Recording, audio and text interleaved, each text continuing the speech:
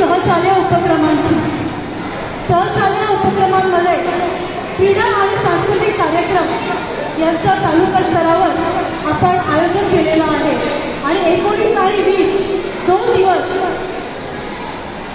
क्रीडा आणि सांस्कृतिक कार्यक्रम होणार आहेत।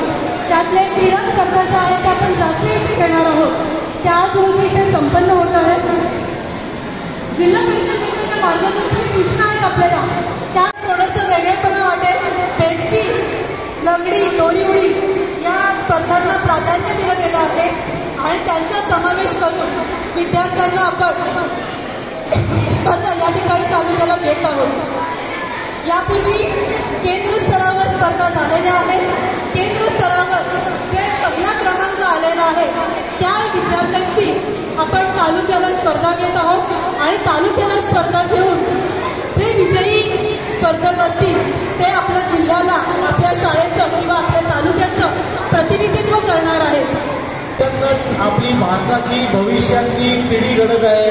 आपल्या भारतामधले आपल्या 140 कोटी भारतीय बांधवांमधून तुमच्यामधूनच हे सगळे मोठे मोठे खेळाडू, आपल्या देशाचं नाव रोशन करणारे खेळाडू तयार होणार आहेत। मी तुम्हाला थोडक्यात उदाहरण देतो। मागच्या आठवड्यामध्ये डी गुकेश 19 वर्षाचा युवक आपल्या भारताच्या युवकांनी बुद्धिबळ क्रीडा स्पर्धेमध्ये जगज्जेता झाला। अख्ख्या 600 कोटी लोकसंख्येमध्ये आपल्या भारत देशाचा 19 वर्षीय युवक हा जगज्जेता झाला। सगळ्यांना मागं सारून तो जगज्जेता झाला। अशी जी मुलं आहेत, असे विद्यार्थी आहेत, तुमच्यामधूनच असे गुकेश निर्माण होणार आहेत, असे मनु वाकर निर्माण होणार आहेत। मनु वाकरनी 2 ब्रॉन्झ मेडल आपल्या ऑलिम्पिकमधून प्राप्त केलेले आहेत।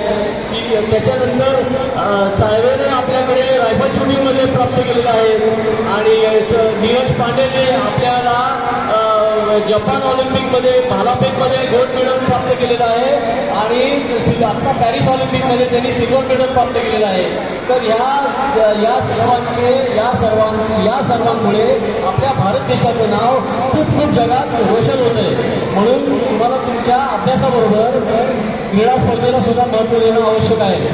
तुम्ही तुमची तब्येत या खेळामधून तुमची तब्येत चांगली राहणार आहे, तुमचा अभ्यास करण्याची क्षमता वाढणार आहे आणि सर्वप्रथम आपली जी तब्येत आहे ही सुदृढ राहणार आहे। यासाठी तुम्ही प्रत्येकजण खेळामध्ये सहभाग घेतला पाहिजे।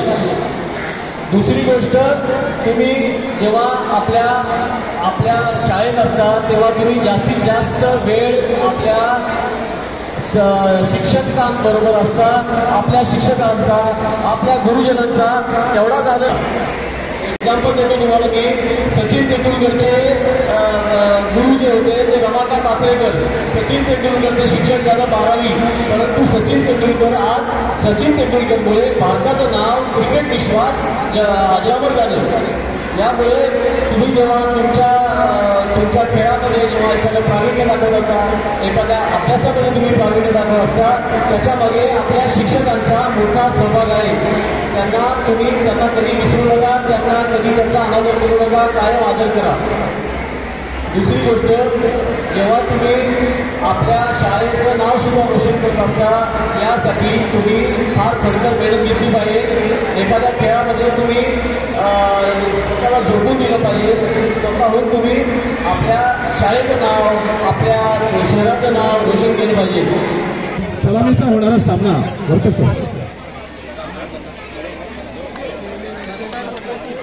चिर्ले वर्सेस जसकार यांच्यामध्ये हा सामना होणार आहे. चिर्ले विरुद्ध जसकार अशा प्रमाणे लगोरीचा सामना हा उद्घाटनाचा सामना आता सुरू होणार आहे.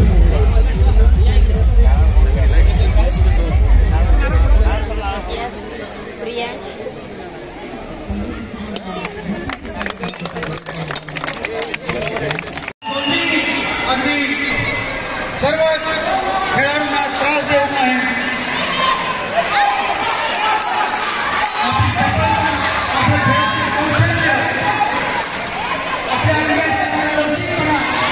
सर्व या ठिकाणी आपल्या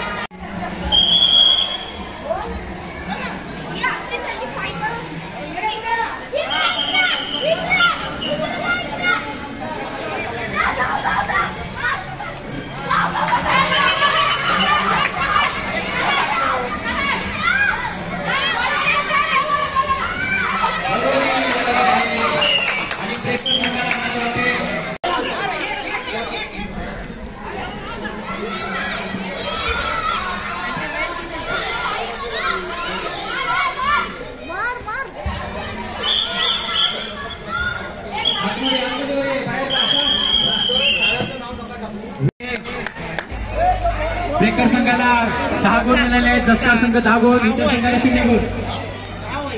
नाही गाव असं नाही, माझा अजिबात संबंध नाही. तालुक्यातला कुठला पण संघ येते चांगला गेला पाहिजे.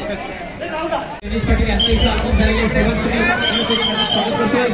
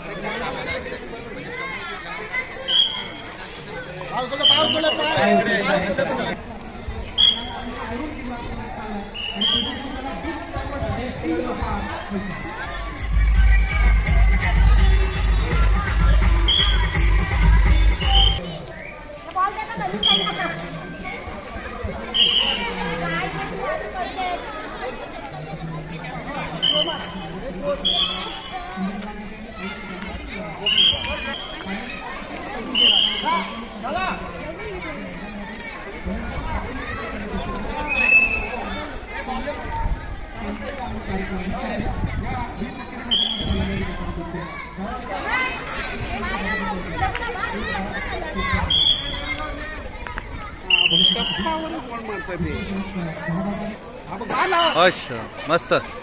या हात लगाव पहिला इथे, या हात लगाव, हात लगाव फटाफट. अरे उभी लंबाई लग. अरे लगाव, हे लाव लाव लाव लाव.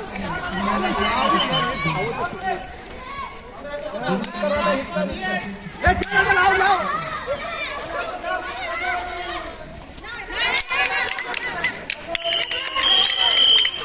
आणि बेकर संघाला या ठिकाणी 10 गुण मिळालेले आहेत. बेकर संघ 0 गुण. सेकंड टाइम आउट दिया, लगेच झाले 14 सेकंड. मग काय सगळं